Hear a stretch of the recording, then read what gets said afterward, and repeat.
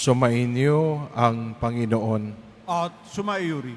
Ang mabuting balita ng Panginoon ayon kay San Lucas. Papuri sa iyo, Panginoon.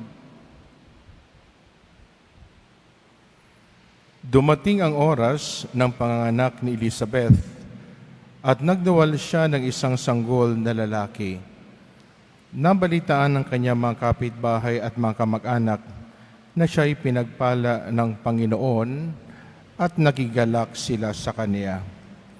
Nang ikawalong araw, dumalo sila sa pagtutuli ng sanggol. Zacarias sana ang ipangangalan sa kaniya, gaya ng kanyang ama. Ngunit sinabi ng kanyang ina, hindi, Juan ang ipangangalan sa kaniya. Subalit walang isa man sa iyong mga kamag-anak ang may ganyang pangalan, wika nila. Kaya't hinudyatan nila ang kanyang ama at itinanong kung anong ibig niyang itawag sa sanggol. Humingi siya ng masusulatan at sumulat ng ganito, Juan ang kanyang pangalan. At namangha silang lahat pagdakay nakapagsalita siya at nagpuri sa Diyos. Natakot ang lahat ng kanilang kapitbahay. Ano pat naging usap-usapan sa buong kaburulan ng Judea ang mga bagay na ito. Pinakiisip-isip ito ng lahat ng nakaalam at ang kanilang tanong, magiging ano kaya ang batang ito? Sapagkat maliwanag na sumasa kanya ang Panginoon. Lumaki ang bata at naging malakas ang kanyang spirito. Siya'y tumira sa ilang hanggang sa araw na magpakilala siya sa Israel. Ang mabuting balita ng Panginoon. Pinupuri ka namin, Panginoong Hesukristo. Magsiupo po tayo. Sumainyo ang kapayapaan. Ay, walang sagot. No? Sumainyo ang kapayapaan. Palapakan natin ang Diyos ng malakas. No? Ngayon ay kapiyasan ni San Juan, ang patron dito sa Quiapo. Palapakan natin si San Juan. Harapin ang katabi. Sabihin mo sa katabi mo, may ipapagawa sa iyo si Lord. Sabihin niyo, 1, 2, 3, go. Ay, mahina. Lakasan niyo. 1, 2, 3, go. May ipapagawa sa iyo si Lord. No? Sino sa inyo ang handang tugunan anumang ipagawa sa kanya ng Diyos? Pumalakpak ng malakas. Wow, talaga ha? O harapin ang katabi. Sabihin mo sa katabi mo, humanda ka, kukunin ka na ni Lord. Sabihin niya, parang ayaw nyo na rin. No? Tatay, okay ka ba? Parang ayaw mo ha? Alam niyo, ang ating unang pagbasa, yun ang binabanggit, hango sa aklat ng Propeta Isaías. Paalaala na ang Diyos may ipinapagawa sa ating lahat. Ang tawag doon, mission. Sabihin nyo, mission. Sabihin nyo sa katabi nyo, mission. Sabihin mo, huwag ka ng konsumisyon. Karamihan sa atin, ang ginagawa ay hindi mission. Ang ginagawa ay konsumisyon. At yon ang unang pagninilaya natin. Sa unang pagbasa, binabanggit dito, ano yung misyon na binabanggit sa unang pagbasa? Ang misyon dito ay pagpapalaya. No? Sabihin niyo sa katabi niyo, palalayain ka na ni Lord. Sabihin niyo, pag hindi sa iyo tumingin yung katabi mo, sabihin mo, bahala ka sa buhay mo. Sabihin niyo, palalayain ka na ni Lord. Sabihin niyo, palalayain ka na ni Lord. Ano yung mga bagay na kinakaharap natin araw-araw, no?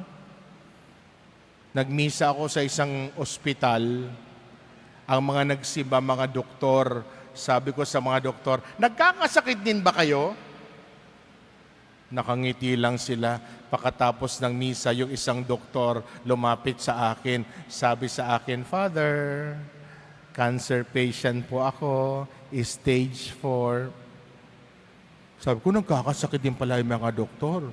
Pagkatapos noon, may lumapit din sa akin isang lalaki namang doktor. Sabi niya, Father, pag-pray niyo po ako, na-stroke po ako, Father, hindi ko maigalaw yung kamay ko at nakita ko sa damit niya, nakalagay doon, neurosurgeon. Ibig sabihin, kakaibang doktor, magaling na doktor, nag-oopera ng utak, pero nagkasakit. Ha? So nais ng Diyos, palayain tayo sa ganong sitwasyon na kung saan iniisip natin, bakit ako nagkasakit? Sino sa inyo ang ayaw magkasakit? Pumalakpak ng malakas. Father, hindi ka pumapalakpak ha? Ulitin ko, sino sa inyong ayaw magkasakit? Pumalakpak ng malakas. Sabihin nyo sa katabi nyo, hindi ka Diyos. Sabihin nyo, hindi pwede yan. May kakilala ko, 98 na. May mga nag-aalagang nurse, lahat nandoon, pero ang katawang lupa talaga hihina. Tanggapin natin ito ng punong-puno ng pagtitiwala kay Lord. Sa harapan ko may dalawang matanda, no? Ilang taon ka na, Lola? Ilang taon ka na? 93? 90? Wow! Palapakan natin si Lord. 90, oh. Ha? Itong isa, 99? 89? Palapakan natin si Lord, no? Wow! Kailan na kayo uuwi sa tahanan ng Ama? Ayaw nyo pa umuwi? Ayaw pa. Ang sumasagot yung mga caregiver, sabi, wag muna, Father, mawawalan kami ng trabaho. Pero siguro na nais ng Diyos, palayain tayo sa mga iniisip na, Lord, ayaw ko magkasakit. Parang ayaw mong mamatay. Sino sa inyo gusto araw-araw lang siya masaya? Pumalakpak ng malakas. Sabihin mo sa katabi mo, baliw ka. Iba ganun lang yung baliw, yung nakangiti lang palagi. Hindi ganun yung buhay. Kung minsan malungkot, kung minsan masaya, pero ang buhay ay patuloy pag nandyan ang Diyos kasama natin. Amen? Sabihin mo, hindi ka Diyos. Sabihin nyo, hindi ka Diyos. Una yon, yung misyon ng pagpapalaya. Palayain natin ang ating isipan sa mga bagay-bagay na kinukonsume yung buong araw natin. At yung mission natin ay gumawa ng kabutihan araw-araw. Manindigan para sa totoo. Ang katotohanan ay walang pinag-uusapang majority or minority. Ang katotohanan ay katotohanan. Hindi nababago ang katotohanan. Amen? Amen. Hoy, amen?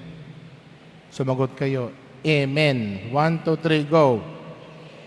Oh, arte nyo, ha? Ayaw nyo ng amen. Gusto nyo, amen. Pangalawa, ang matutunan natin sa buhay ngayon ni San Juan Bautista, humility, kababaang loob.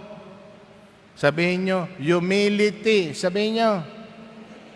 Di ba? Oh, si ate, oh. Ang arte-arte, sabi niya, humility. Wow. Father Jade, oh, nag-aarte ito. Oh. Sabi, humility. Wow. Kababaang loob. Pag nagkamali, anong sasabihin? Ulitin ko. Pag nagkamali, anong sasabihin? Sabi ng iba, tao lang. Bakit sinabi ko bang pusa ka? No? Napakahirap magsabi ng sorry. Pag nagkamali, sorry. Huwag na wala ng maraming paliwanag. Tao lang, nagkakamali din, nagkakamali ka rin. Ay, dami-dami ng sinabi. Napakabilis lang naman Pag nagkamali, sorry. Sabihin nyo, sorry. Sabihin nyo. Lakasan nyo. Sabi nyo, bakit galit ka, Father? No. May nakikita ko mga mother nakaputing belo, ngumingiti. Sabihin nyo nga sa katabi nyo, sabi nyo, sorry po. Sabihin nyo. Lakasan nyo. Ganon lang yon. Siguro yun matutunan natin, sorry po. Pag nagkamali, sorry. Walang problema yon, di ba? Pag sinabing humility, huwag tayo magpataasan. Lahat gusto maging mataas. Lahat gusto may posisyon. Lahat gusto pinapalakpakan. Isa lamang ang pagtutuunan natin ng pansin, katulad ng ginawa ni San Juan Bautista, walang iba kundi si Jesus. Yun lang. Yung mga naglilingkod sa simbahan, di ba, kayo, dapat makitaan tayo ng kababaang loob. Amen? Ganun yun. Habang napapalapit ka sa altar, lalong napapalapit ka dapat sa Diyos. At pag napapalapit ka sa Diyos, ang nakikita ng tao, hindi ikaw. Ang nakikita ng tao ay ang Diyos. Amen? Kababaang loob. Yung una, mission. Pangalawa, kababaang loob. 4 kami magkakapatid, yung kuya ko pare, ako pare. Tapos yung 2 babae naman, yung isa abogada, yung isa nurse. May group chat kami, nag-uusap-usap kami. Pag medyo nagkakainitan na yung mga usap-usapan, sasabihin ng isa sa amin, sorry, tigil muna natin. Bukas na lang tayo mag-usap. Pagkalmado na ulit tayo. Tapos sasabihin ko, good night, I love you all. Tandaan natin, kung minsan yung ibang tao mainit din ang ulo dahil may mga pinagdadaanan, wag na nating patulan. Amen? Sabihin nyo sa katabi nyo, hindi kita papatulan. Sabihin nyo, lakasan nyo, sabihin nyo, hindi kita ka-level. Sabihin nyo, humility ba yun? Di ba? Tinaas mo na naman ang sarili mo, hindi ka ka-level, no? Dali lang yon. Sorry. Sabihin nyo, sorry. Lakasan nyo. Pag nagkamali ka, anong sasabihin mo? Pag may nasaktan ka, anong sasabihin mo? Pag may nagawa kang mali sa kapwa mo, anong sasabihin mo? Pag yung kapwa mo may nagawa sa'yo, anong sasabihin mo? Ito mo, sasabihin mo, mauna siya. Hindi pwedeng ganon. Kung hindi niya kaya mag-sorry, ikaw, kaya mo yon. Dahil alam mo na ang mahalaga, hindi yung emosyon mo. Ang mahalaga, yung gusto ng Diyos na gawin ng bawat isa sa atin. Amen? Amen. Pangatlo, ano yung una? Hoy, natutulog na kayo. Ano yung una? Pangalawa? Wow, si ate sabi niya, humility. Di ba? Pangatlo, courage. Sabihin nyo, courage. Lakasan nyo, courage. Yung mga madre, mga artist, niya, courage. Ha? Mga sister kayo, ha? Core, puso. Rage, pusong nag-uumapaw. Courage yun. Sana sa bawat tibok ng puso natin, ito ay tibok ng puso ng Diyos. Sana sa bawat tibok ng puso natin, ito ay puso ng Diyos na tumitibok para sa kapwa. Na? Kakatuwa, no? Napapansin ko sa Pilipinas, dumadami ang mga matatanda na nasa kalye. Pwede ba kung may mga kakilala kayo mga matatanda sa kalye, tulungan nyo naman. Amen? Naglalakad ako, kailan ba yun? 2 or 3 days ago. No? May nakita akong mag-asawa. Yung babae tinutulak ng mister niya, yung mister nasa likod, tapos katabi ng mga mister, 3 aso. Hoy, sabi ko, saan kayo pupunta? Natutulog lang sila sa mga kalye-kalye. Anong pangalan? Nakalimutan ko. No? Mag-asawa sila. Nung kinausap ko, bilang umiyak yung babae. Sabi niya, Father, tulungan mo kami. Ipatayo mo kami ng bahay. Sabi sa akin. Sabi ko, hoy, hindi ako si Wawawi, ha? Tawa yung matanda. Sabi ko, hindi. Papunta na ako ng States. Sabi nung lalaki, sasama kami. Sabi ko, hindi pwede isakay yung mga aso nyo. Sabi ng lalaki, iiwanan namin ang mga aso, ba't sasama na kami? So nagkwentuhan kami mahaba. Alam nyo, maraming mga tao ngayon nasa kalye. Pwede po ba, kung may kakayanan naman tayo, tulungan natin sila? Amen? Lord, wala na akong kausap. Hindi po sumasagot sila, Lord. Amen? Huwag niyo lang dedmahin. Kasi kung minsan, pangkaraniwan na itong nakikita dahil pangkaraniwan na akala natin normal na ito.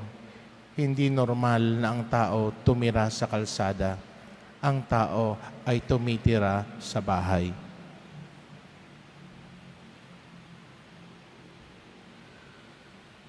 Courage, tumibok ang puso para sa iba. My brothers and sisters, today, as we celebrate the solemnity of Saint John the Baptist, na solemnity ha? Hindi lang siya memorial, solemnity. Kakaiba talaga si Juan Bautista. Hindi kakaiba dahil kakaiba siya. Kakaiba siya dahil kakaiba ang misyon na binigay sa kanya ng Diyos. Sana sa araw na ito, sa ating pamimintuho, pagpapasalamat sa Diyos sa pagbibigay sa atin ng magandang patron at halimbawa na si San Juan Bautista. Huwag natin kalilimutan yung kababaang, yung misyon na nais ng ipagkatiwala ng Diyos sa atin. Yung kababaang loob na sana meron ang bawat isa sa atin sa biyaya na ibibigay ng Diyos. At yung courage, tumibok ang puso para maalala ang kanyang kapwa. No? No? Araw-araw, hiling ko sa inyo na sana may ginagawa tayong konkretong kabutihan. Kaya ba yan? Lord, wala na akong kausap, hindi po sila sumasagot, Lord. Pwede ba araw-araw gagawa tayo ng isang konkretong kabutihan? Pwede ba yon? Sino yung gagawin yon? Pumalakpak ng malakas.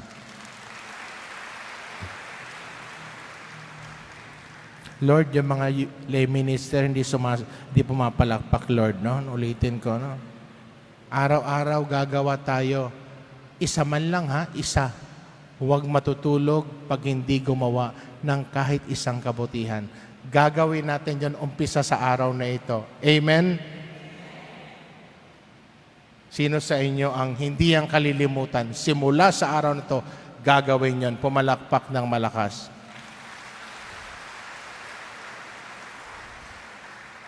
Lord, nakakatawa yung gwardiya, pumalakpak din, no? Si Kuya pumalakpak din. Hoy, Kuya, tumingin ka nga dito. Ayaw akong tingnan, no? Wow, pumalakpak din, ha? So, 3 bagay, ha? And we pray and ask the Lord to make this day the best day for us. Araw ni San Juan, araw ng Maynila. Naway ang mga turing na San Juan ay maisabuhay ng bawat Manilenyo at ng bawat nanunungkulan sa Manila at sa buong bansa. San Juan Bautista, ipanalangin mo kami.